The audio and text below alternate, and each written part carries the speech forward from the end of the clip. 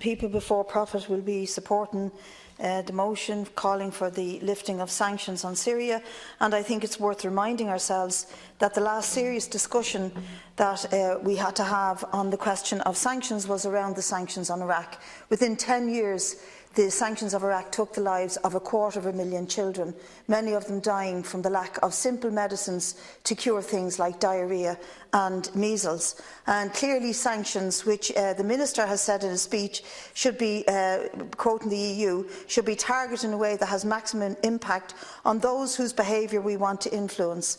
Well, history tells us, Minister, that sanctions, economic sanctions of this type, do not target those we most want to influence. They target the most vulnerable, the poorest, the sickest, and those who, like Reuters news agency reported from a cancer ward at Damascus Children's Hospital, where doctors are struggling with a critical shortage of specialist drugs to treat young patients. And it's not due to the general chaos of the war, it's also due to the severe sanctions that are being placed on pharmaceutical imports, even though medical supplies are largely exempt from measures imposed by the United States and the EU. Fewer than half the countries are sanctioning, and the numbers of doctors has plummeted. The impact of economic sanctions imposed on Syria has heavily affected the procurement of specific medicines, including anti-cancer medicines, and that is coming from a spokesperson of the World Health Organization.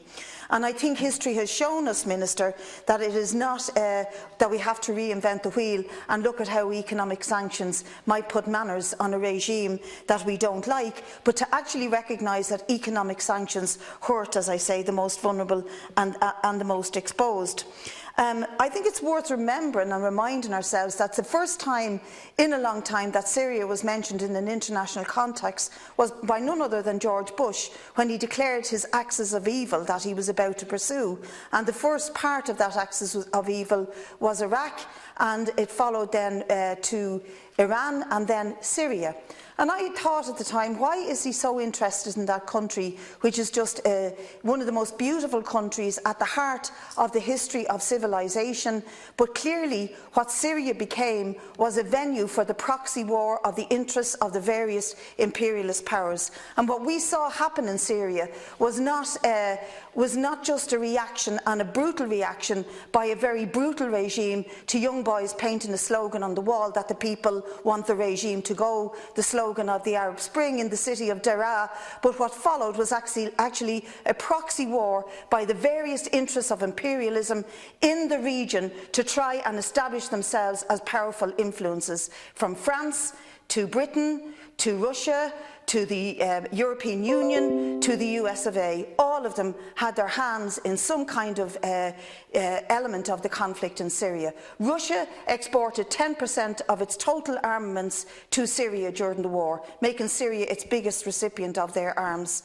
And the Americans, with the collusion of Saudi Arabia and Qatar, armed ISIS and Al-Qaeda as so-called freedom fighters of the regime. But there was actually another element to the Syrian conflict, and it still exists, and that is genuine resistance to a brutal regime of Assad, whose father was also a brutal dictator who killed 30,000 people in 1 week in the city of Homs in 1984. There's a history of brutal repression in this region by those dictators who don't wish any political opposition to emerge. And while we oppose the sanctions, I think we also have to say that there's a major hypocrisy from the European Union, and us included in it, in that we pay billions over to countries like Turkey and now Libya to hold on to refugees. And we are witnessing an absolutely shocking repetition of history in Libya at the moment, where human beings are actually being sold. Look at this strong boy, you can buy him for so much, on the slave trade, because that regime is using the resources. It's totally chaotic, and it's using the resources that the European Union is pumping into it to allow the brutal captivation of millions of ordinary people who are trying to flee war, destitution and famine. So the hypocrisy of the EU imposing sanctions on Syria and pumping pumping money into Libya is just breathtaking. And therefore, I think it is absolutely crucial that we do speak out against this and support the lifting of sanctions.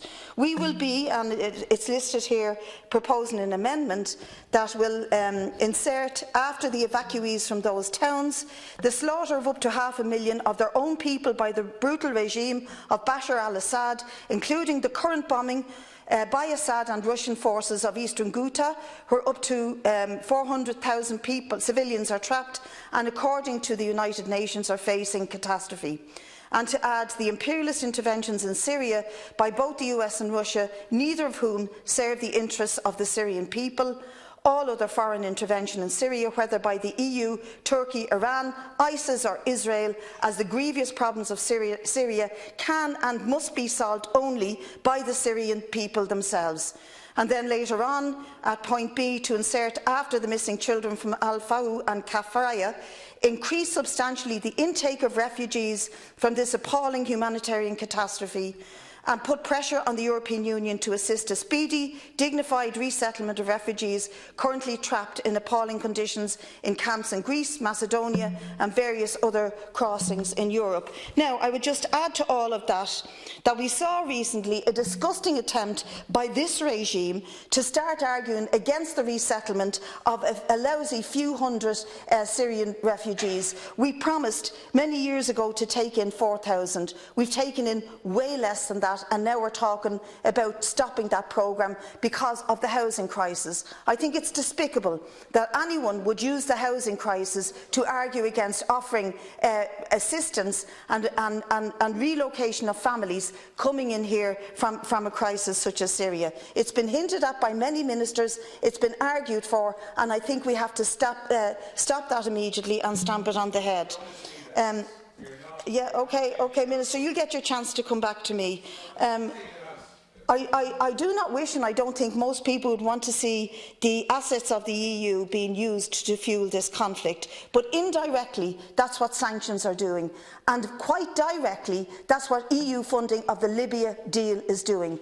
It is using human beings as shields against their own hypocrisy and the refusal to allow desperately needed people arrive on our shores, and then using the excuse of the crises which our system has created as an excuse not to further help them. So we will support, although we wish to amend the motion on the question of sanctions, and also to include in and recognise that this has been a proxy war by imperialist forces of all sides, and to condemn all sides. Leave the Syrian people to sort out their own issues, just like it needed to happen in this country. It still needs to happen in this country to a large degree, but it is a lesson that the world has learned. Imperialist intervention worsens, it doesn't help the situation.